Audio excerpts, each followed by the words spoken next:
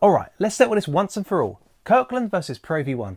One's £50, one's under 20, but when you cut them open, are they really that different? Let's find out. I'm on a mission to find the perfect golf ball. Not for pros, not for robots, but for the average golfer like you and me. And today we're putting these two golf balls head to head and seeing what's actually separating them on the inside. So let's start with the Kirkland.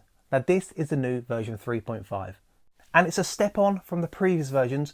Not the first version, that was amazing, but the previous versions had really poor reviews and in the robot testing on my golf spy performed pretty poorly.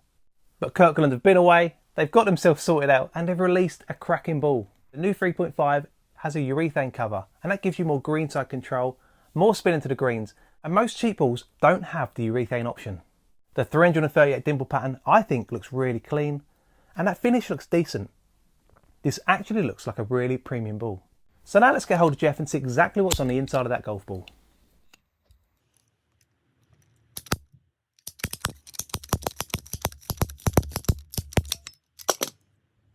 So inside it's got a three-piece construction.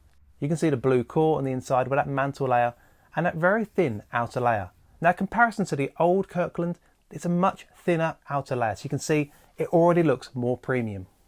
The thing you need to know is that firmer core is what helps with distance off the tee. But it can also mean slightly more spin off iron shots and a slightly firmer feel overall.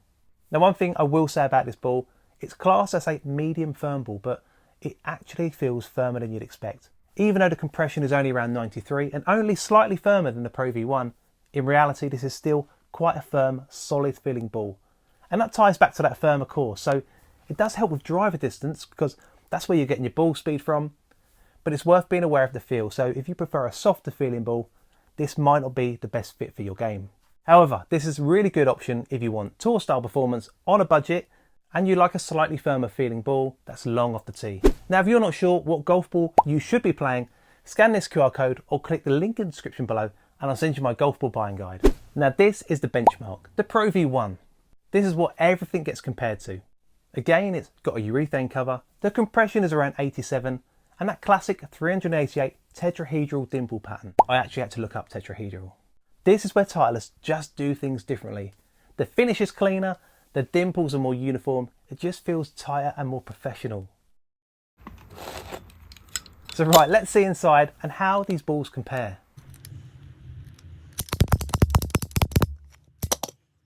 So it's also a three-piece ball, but look at the core. It's much more centered, much more uniform. It just feels more consistent to the layers. And that's a big thing with the Pro V1, consistency. So it's got excellent control into the greens, really good for short game spin. And shot after shot, you know what you're getting. If I put these balls next to each other, this is where the money is going. Not magic distance, not some secret ingredient, just tighter manufacturing. But really, can you actually tell the difference? And this is where my Golf Spy testing adds a bit of context. From their robot testing, the Kirkland was actually slightly longer off the tee. But the Pro V1 performed better with irons and wedges. Now what's interesting is that when you actually look at the data, these two balls are pretty similar overall. But there's a huge price difference. So you've basically got Kirkland equals a bit more distance off the driver and Pro V1 equal more consistency and control into the green. But is this really important? Robot data can only tell you so much because what it can't simulate is the slightly off-centre strikes, the different swing deliveries, or just the reality of how we actually play the game with our own inconsistent swings. Well, mine definitely.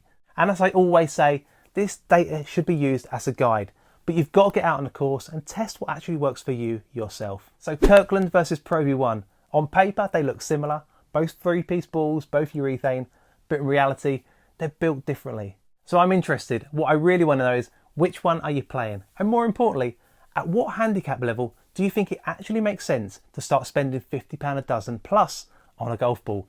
Drop it in the comments below. I read every single one and I'll reply. And if you enjoyed this, make sure to hit subscribe. It really makes a difference. And I'll catch you in the next one.